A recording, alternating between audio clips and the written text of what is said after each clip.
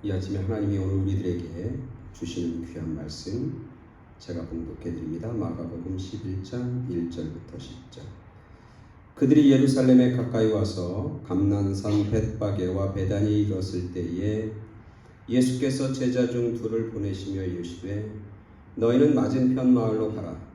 그리로 들어가면 곧 아직 아무도 타보지 않은 나귀 새끼가 매어 있는 것을 보리니 풀어 끌고 오라. 만일 누가 너희에게 왜 이렇게 하느냐 묻거든 주가 쓰시겠다 하라. 그리하면 즉시 이리로 보내리라 하시니 제자들이 가서 본즉 나귀 새끼가 문 앞 거리에 매어 있는지라. 그것을 푸니 거기 서 있는 사람 중 어떤 이들이 이르되 나귀 새끼를 풀어 무엇 하려느냐 하매 제자들이 예수께서 이르신 대로 말한대 이에 허락하는지라. 나귀 새끼를 예수께로 끌고 와서 자기들의 겉옷을 그 위에 얹어 놓으매 예수께서 타시니 많은 사람들은 자기들의 겉옷을 또 다른 이들은 들에서 벤 나뭇가지를 길에 펴며 앞에서 가고 뒤에서 따르는 자들이 소리 지르되 호산나 다윗의 호산나 찬송하리로다. 주의 이름으로 오시는 이여 찬송하리로다. 오는 우리 조상 다윗의 나라여 가장 높은 곳에서 호산나 하더라. 아멘.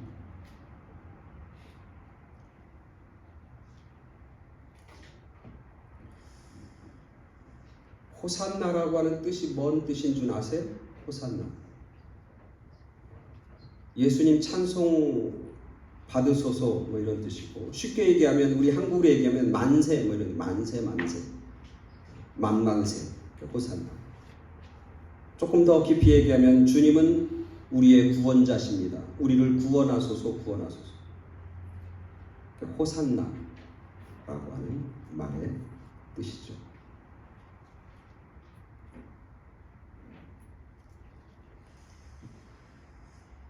오늘 본문은 매년 설교하는 본문이에요. 특별히 이 종려주일에 예수님이 예루살렘에 입성하는 날을 기념하는 주일에 하는 설교입니다. 아시는 분은 아시겠지만 저 개인적으로는 이 본문에 대한 어떤 아픔이 있어요. 한 10년쯤 됐을까요? 이 본문 가지고 제가 설교를 했는데 이 말씀을 들은 몇 분들이 뭐라고 그래? 은혜를 받은 게 아니라 상처를 받았어요. 그래서 교회를 떠난 적이 있었습니다. 그래서 저는 개인적으로 이 본문을 이번 주도 해야 하나 고민을 했습니다. 집사람은 다른 본문 없냐고 은근히 안 했으면 그렇게 얘기를 했어요. 하지만 기도하면서 또 본문을 깊이 묵상하면서 말씀을 다시 전합니다. 하나님의 말씀이 여러분에게 상처가 아니라 은혜가 되길 간절히 소원하는 마음을 품고 또 기도하면서 말씀을 전합니다. 오늘 본문을 잘 보면 상식적이지 않은 말씀이 한두 군데가 아닙니다. 조금 엉뚱하고 어떻게 보면은 코미디 같은 느낌이 나는 그런 본문입니다. 그런데 오늘 본문의 마지막 결론은 너무너무 놀랍습니다. 거기 모여있는 주변의 모든 사람들이 환호성을 지릅니다. 그리고 찬송합니다. 예수님이 누구인지, 예수님은 구원자라고, 예수님은 다윗의 자손이라고, 예수님은 우리의 왕이라고, 그렇게 그들이 찬송하고 찬양하는 모습으로 결론을 맺습니다. 이 본문의 시작은 상식적이진 않지만 이 본문의 끝은 너무너무 아름다운 찬송으로 끝을 맺고 있는 것을 보게 돼요.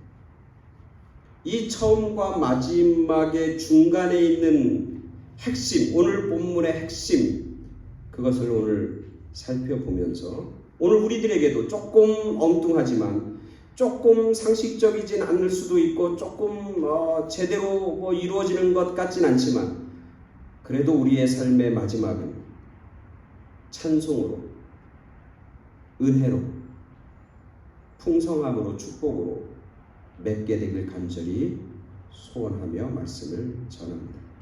오늘 본문에 보면 상식적이지 않은 모습이 나타납니다. 먼저 예수님의 모습입니다. 그죠? 오늘 본문에서 예수님은 누구라고 얘기합니까? 왕이라고 얘기해요. 그죠? 왕. 근데 우리가 아는 것처럼, 우리가 너무나 잘 아는 것처럼 왕은 나귀를 탑니까? 말을 탑니까? 말을 타죠. 말을 타는 게 상식이에요. 그죠? 아니, 어느 왕이 나귀를 탑니까?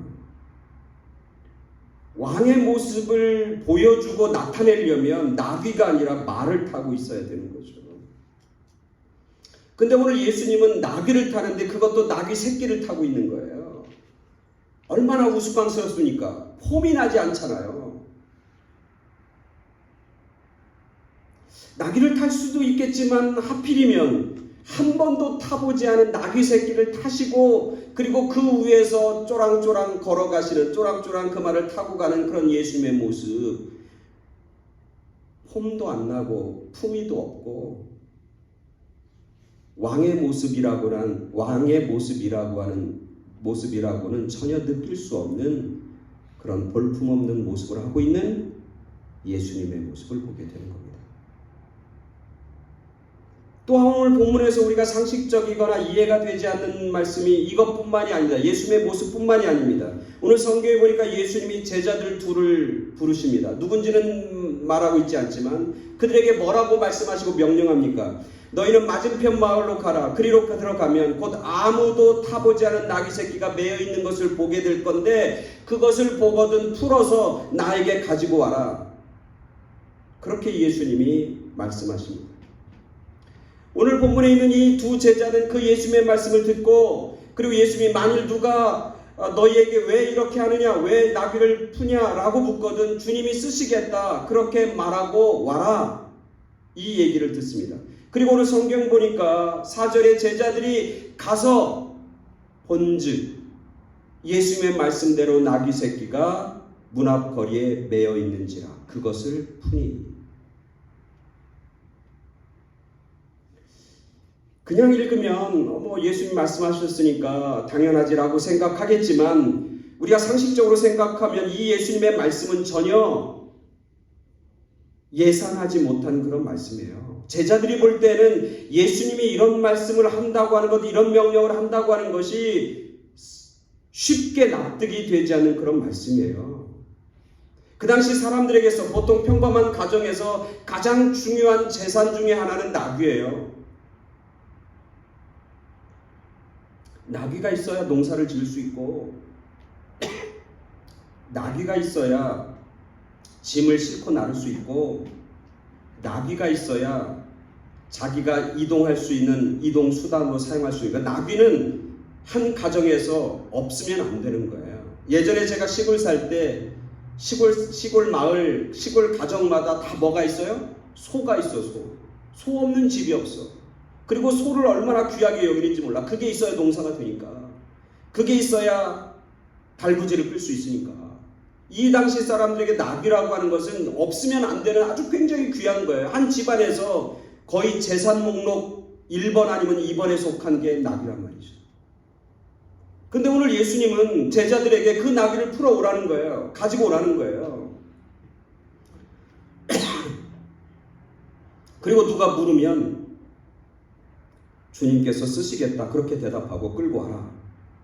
이 두 명의 제자들이 질문할 게 참 많은 거예요. 주님, 그 사람한테 올 때 뭐 돈을 뭘 주든지 아니면 이게 뭐 어떤지 설명을 하든지 아니면 이걸 데리고 갈 때 언제 이걸 다시 돌려줄지 이거를 뭐 하루만 사용하고 아니면 열흘만 사용하고 그 다음에 다시 돌려줄지 뭐 이런 얘기들, 이런 절차들을 밟아야 되지 않습니까? 라고 물을 수도 있는데 오늘 두 명의 제자들이 희한하게, 이상하게도 예수님의 말씀, 전혀 예상하고 상식적이지 않은 그런 말씀을 듣고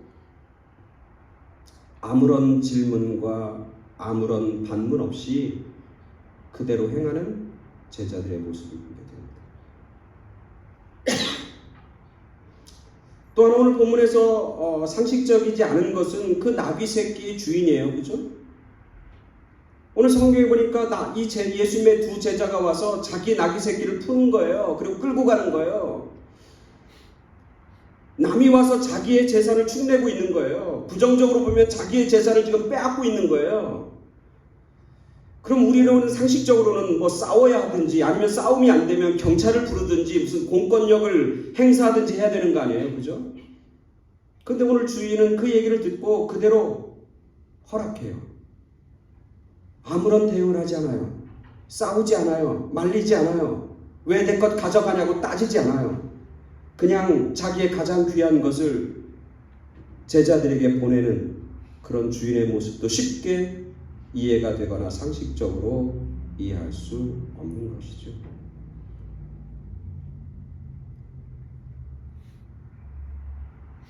오늘 본문을 묵상하면서 가장 희한한 것 중에 하나는 나귀 새끼예요. 오늘 성경에 보니까 이 나귀 새끼는 사람을 한 번도 태워보지 못한 나귀예요. 근데 예수님이 나귀에 탔어요.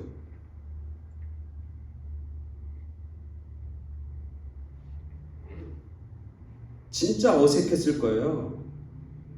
진짜 힘들었을 거예요. 한 번도 안 한 거니까. 이제까지 단 한 번도 해본 경험이 없는 거니까. 근데 오늘 성경에 보니까 이 나귀 새끼가 예수님을 태우고 흔들림 없이 행진하고 있는 모습을 보게 됩니다. 어느 구석에서도 불안해하거나 찜찜해한 이야기가 나오지 않습니다. 처음 하는 일인데도 흔들림 없이 그 길을 걸어가는 나귀 새끼의 모습을 보게 되는 겁니다. 이런 수많은 어떤 질문들, 그리고 제기되는 수많은 어떤 상식적이지 않고 이해할 수 없는 이해하기 좀 꺼림직한 그런 말씀들, 그런 것들이 쭉 등장합니다.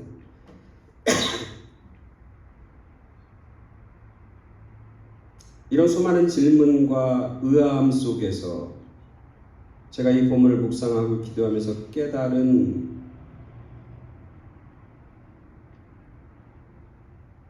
그리고 이 모든 것을 가능하게 만든 힘과 이유가 무엇일까?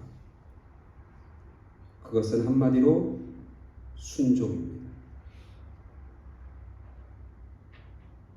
그래서 오늘 본문을 순종 타고 입성하시는 예수님입니다. 나귀를 탄 게 아니라 순종을 타고 입성하시는 예수님. 예수님이 왜 나귀 새끼를 탑니까? 한 번도 타보지 않은 나귀 새끼를 탑니까? 폼도 안 나는데.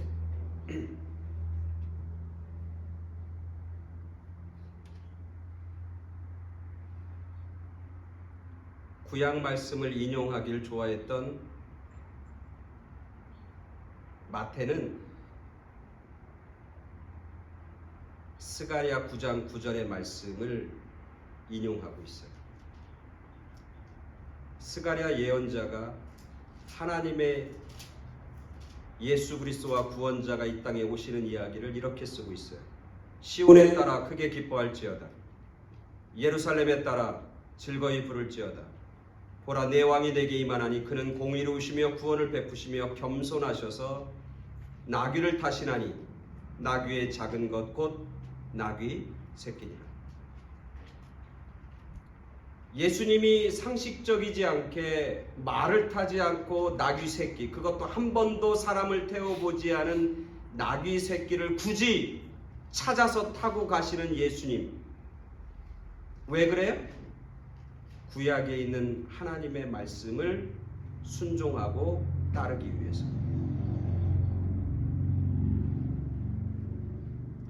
예수님의 말씀이 상식적이지도 않고 괜히 예수님 말씀 순종했다가 해코지 당할 수도 있는 그런 예수님의 말씀인데, 너는 가서 나귀 새끼 한 마리 보거든 끌고 와라 라고 하는 예수님의 말씀을 듣고도 그 일을 묵묵히 행했던, 주변에 있는 사람들이 자기를 손가락질하고 너 지금 무슨 짓 하느냐고 그렇게 핀잔할 수도 있지만 그 모든 것들을 감내하면서 예수님의 말씀대로 그 나귀 새끼를 풀어서 끌고 오는 제자들, 그들의 마음속에는 뭐가 있어요? 예수님의 말씀에 대한 순종이 있는 거예요. 나귀 새끼 주인, 어디서 보지도 못한 사람이 와갖고 자기 나귀 새끼를 끌고 가는 그 사람들에게 한마디 대응도 안 하고 왜 그러냐고 묻지도 않고 그 사람들이 하는 이야기, 주님께서 쓰시겠다고 하는 그 이야기를 듣고 자기가 가지고 있는 재산의 일부가 축내더라도, 재산의 일부가 자기가 사라진다 할지라도 그 이야기를 듣고 자기의 나귀를 풀어주는 나귀 새끼의 주인, 그 마음에는 뭐가 있어요? 순종의 마음입니다. 나귀 새끼도 마찬가지예요. 한 번도 해보지 않은, 어쩌면 한 번도 사람을 태워보지 않은 어색한 일이고 부담스러운 일이고 그리고 참으로 힘든 일인데도 불구하고 예수님이 탔을 때 그 길을 묵묵히 걸어가는 나귀 새끼의 순종도 저는 이 본문에서 발견하게 되는 겁니다. 순종을 통해서 예수님은 예루살렘 성에 입성하는 겁니다. 나귀를 타고 가는 게 아니라 순종을 타고 예루살렘 성에 입성하시는 겁니다. 근데 순종은 쉽습니까? 어렵습니까? 찬이야, 내 목소리 들리니?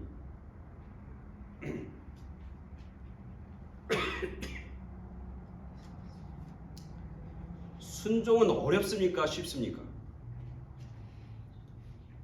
믿음 생활하는 것 중에 가장 힘든 게 순종입니다.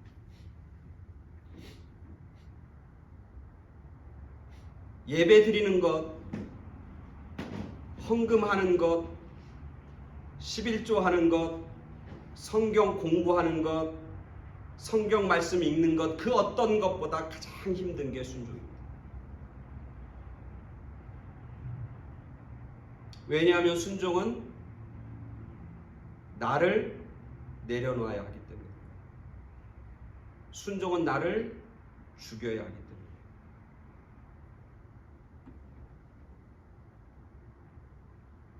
그래서 사람들은 이해는 합니다.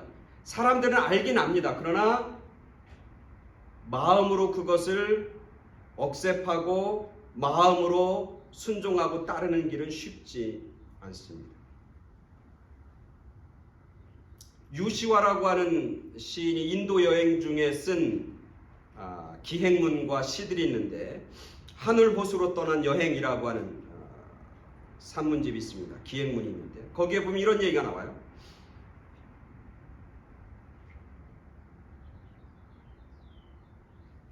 그가 인도의 뉴델리에서 한 강가에서 인도의 한 수행자를 만납니다.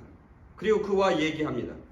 그 인도의 수행자는 남쪽에서부터 여기까지 기차를 타고 왔다고 그럽니다. 몇 시간이 걸렸냐 그랬더니 100시간이 걸렸다는 거예요. 걷고 기차 타고 그러면서 100시간이 걸렸다는 거예요. 그러니까 이 유시와라고 하는 시인이 놀라면서 그렇게 얘기합니다. 그런 먼 거리에서 왔냐고, 굉장히 먼 거리에서 왔다고 그렇게 얘기합니다. 그때 그 인도 수행자는 그렇게 얘기합니다. 그 거리보다 훨씬 더 먼 거리가 있습니다. 세상에서 가장 먼 거리는 어디와 어디의 거리라고? 혹시 아세요? 머리와 가슴의 거리, 30cm의 거리입니다. 머리에서 가슴으로 이동하는데 평생이 걸린 사람들이 얼마나 많이 있는지 모릅니다. 어떤 사람은 평생을 두고도 머리에서 가슴까지의 거리를 채우지 못한 사람도 부지기수입니다. 그렇게 이야기했다고. 이 얘기는 뭐냐면, 우리가 이해하고 알고 있지만 그것을 마음으로 순종하는 것들은 그렇게 힘들고 어렵다는 거예요. 그래서 우리는 이 순종이라고 하는 것은 아무나 하는 것이 아니라고 그렇게 단정 짓습니다. 나 같은 믿음을 가진 사람은 감히 순종할 수도 없고 순종하는 것도 불가능하다고 지레 겁먹고 포기하는 경우가 얼마나 많이 있는지 몰라요. 나처럼 신앙생활한 경력도 짧은 사람이 감히 순종한다고 하는 것 상상하지도 못합니다. 적어도 순종이라고 하는 건 누가 하는 거냐면 목사나 전사님이나 사역자들이 하는 거고, 적어도 교회에서 순종은 누가 하는 거냐면 장로님들이 하는 거고, 적어도 권사님이나 집사님 정도의 직분이 있는 사람이 순종하는 거지, 나 같은 사람은 순종하는 거는 불가능하다 이렇게 스스로 포기하고 그렇게 치부하는 경우가 얼마나 많이 있죠.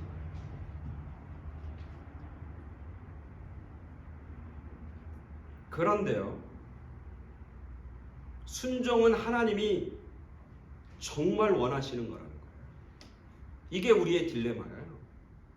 정말 어려운데 하나님은 그것을 기뻐하신다는 거예요. 하나님은 그것을 좋아하신다는 거예요. 그리고 성경상에 보면 순종이라고 하는 것은 하나님의 역사를 체험하는 방법이에요. 하나님이 하나님의 백성들을 축복하는 축복의 문인 거예요. 순종하는 사람 중에서 하나님의 놀라운 역사들이 나타나요. 성경에서 어느 곳에서 순종하지 않았는데 하나님의 은혜와 하나님의 역사와 하나님의 축복을 받은 사람은 단 한 사람도 없다는 거예요. 그게 오늘 우리들이 가지고 있는, 직면하고 있는 딜레마이고 문제인 거예요. 우리가 잘 아는 본문이 있잖아요. 예수님은, 하나님 뭐라고 그래요? 야, 내가 뭐보다 뭘 좋아한다고? 제사보다 순종을 내가 좋아하고 내가 기뻐한다.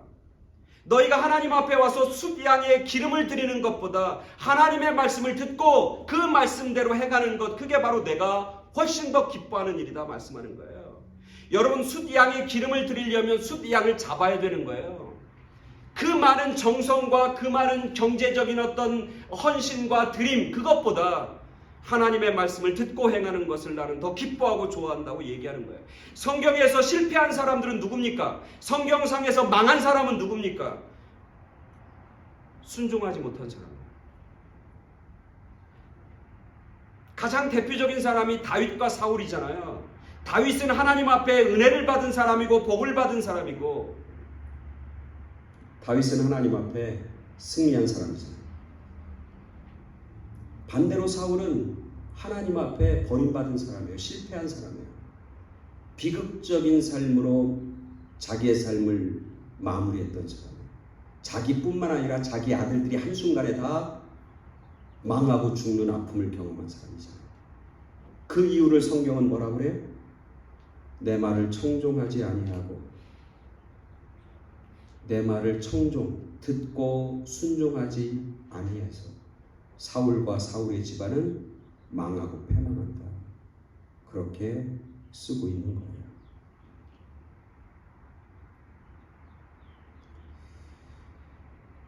그런데 오늘 본문에서 순종의 여러 모습을 보게 되는 거예요. 순종의 다양한 모습을 보게 되는 거예요. 그러면서 이 순종은 누구나 다 할 수 있다고 하는 그런 믿음과 그런 소망을 갖게 되는 거예요. 오늘 이 본문에서 순종, 누구의 순종이라고? 첫 번째는 예수님의 순종이잖아요. 그 다음에 누가 순종해요? 제자들이 순종하잖아요. 그 다음에 누가 순종하냐면 나귀 새끼의 주인이 순종하잖아요. 마지막에 누가 순종해요? 나귀가 순종해요. 나귀 같은 짐승도 순종함으로 하나님 앞에 쓰임받고 하나님의 영광을 받는 놀라운 일이 나옵니다. 우리가 나귀보다 조금 낫다면 다 순종할 수 있는 것이고, 그 순종을 통해서 하나님의 영광과 하나님의 복으로 귀하게 쓰임받을 수 있다는 거예요.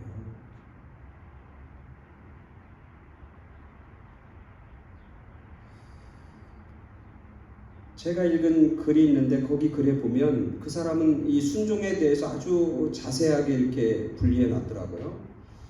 그 사람이, 그분이 쓴 책에 보면 순종이라고 하는 것이 이런 단계, 첫 번째는 이해하고 순종하는 게 있어요. 이해하고 순종하는 거, 그죠? 이해가 되니까 순종하는 거예요.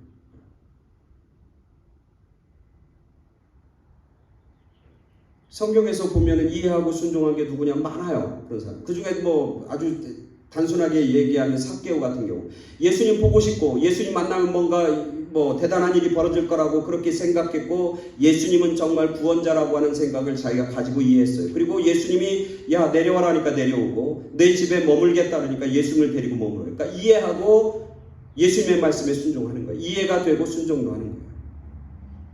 또 하나는 이해는 되지 않는데 순종하면 뭔가 이익이 있을 것 같은 거예요. 자기에게 좋은 거, 그래서 순종하는 경우가 있어요. 뭐 그런 사람도 많이 나오는데 그 중에 대표적인 게 베드로잖아요. 베드로가 물고기 잡을 때 예수님께서 말하고 야 깊은 곳에 그물을 던져. 그거 이해했어요? 이해 못했어요? 베드로가. 이해 못했어요. 말이 안 된다고 생각했어요. 근데 가면 물고기 많이 잡을 것 같거든. 이해는 못하는데 따르면, 행하면, 순종하면 자기에게 손해는 안 될 것 같은 거예요. 그러니까 가서 물고기 잡잖아요. 이해가 되지 않지만 내게 유익이 되고 이익이 될 거라고 해서 순종하는 거예요. 마지막에는 어떤 순종도 있냐면 이해도 안 되고, 그리고 예수님 말씀에 따라봤자 이익도 안 되는, 그럼에도 불구하고 순종하는 게 있어요. 가장 대표적인 게 누구냐면 아브라함의 순종이죠. 아브라함이 자기 아들 이삭을 모리아산에서 바치라는 거 이해도 못하고 그거 순종했다고 자기에게 이익도 안 생겨. 근데 그럼에도 불구하고 순종하는 그런 아브라함의 모습 보게 됩니다. 그래서 그분은 순종이라고 하는 것을 그렇게 다양한 모습으로 분석해 놓았어요. 오늘 제가 이 본문을 통해서 깨닫는 겁니다.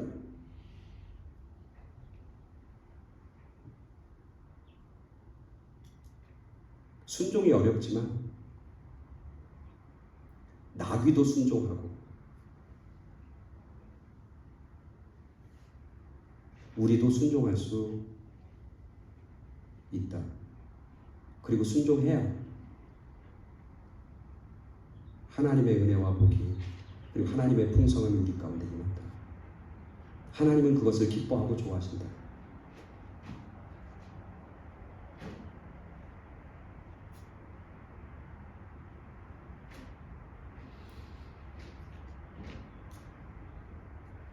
도널드 그레이반 하우스라고 하는 목사님의 설교 예화 가운데 그런 얘기가 있어요. 아프리카 자이로 공화국에서 선교 사역을 하는 그런 선교사님인데 어린 아들이 마당에서 놀고 있는 거예요.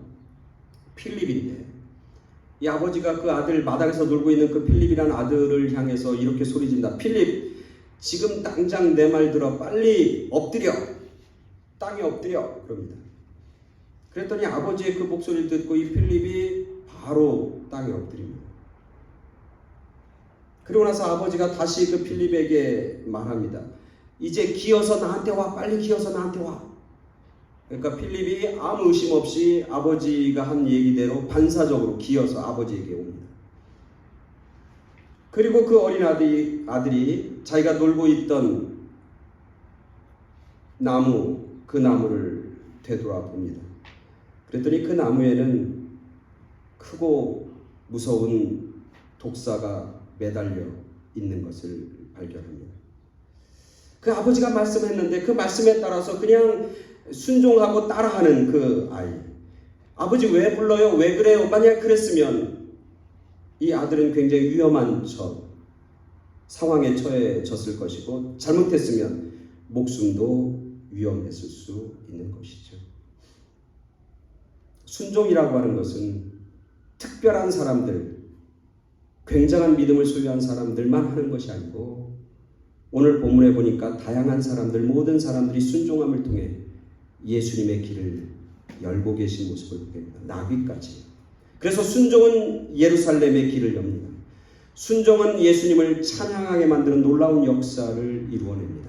순종은 하나님이 이루시는 위대하고 놀라운 일을 이루는 첫 관문입니다. 순종을 통해서 십자가가 가능한 겁니다. 순종은 바로 축복의 문을 여는 길이 되는 거고 순종을 통해서 하나님의 위대한 도구로 사용되어지고 쓰임받게 되는 것이죠. 우리 모두는 순종할 수 있습니다. 각자는 자기의 분량대로 순종하며 살아갈 수 있는 것이죠. 순종할수록 하나님을 더 깊이 만나고 깨닫습니다. 순종하면 할수록 우리의 믿음은 성장합니다.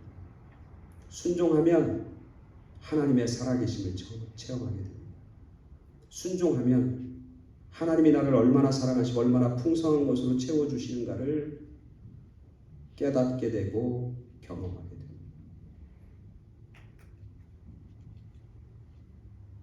나귀 새끼도 순종했는데 하물며 우리도 순종할 수 있습니다.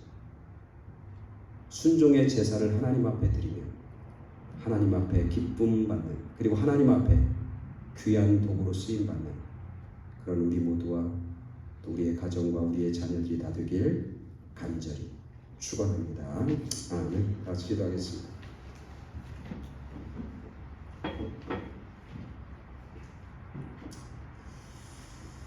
하나님의 위대한 역사는 순종을 통해서 가능했다고 하는 사실을 말씀을 통해서 깨닫습니다. 정말 순종은 어렵고 힘든 것이지만 오늘 말씀을 보니까 하찮은 나귀 새끼도 순종하며 그 길을 걸어가는 그런 모습을 보고 깨닫게 됩니다. 오늘 우리들이 부족하고 연약하지만 순종을 결단하는 저희들 되게 하시고 주님 성령 하나님 우리의 마음과 생각과 발걸음을 주장하시고 다스려 주셔서 주님의 말씀에 그리고 주님의 인도하심에 그리고 주님의 감동에 순종하는, 그래서 하나님의 살아계심과 하나님의 역사와 하나님의 복을 맛보고 체험하는 그런 복된 인생들 되게 하여 주시옵소서. 순종케 하시는 주님, 순종을 통해서 위대하고 놀라운 역사를 이루신 참 좋으신 주님 감사를 드리오며 예수 그리스도 이름으로 기도드렸사옵나이다. 아멘.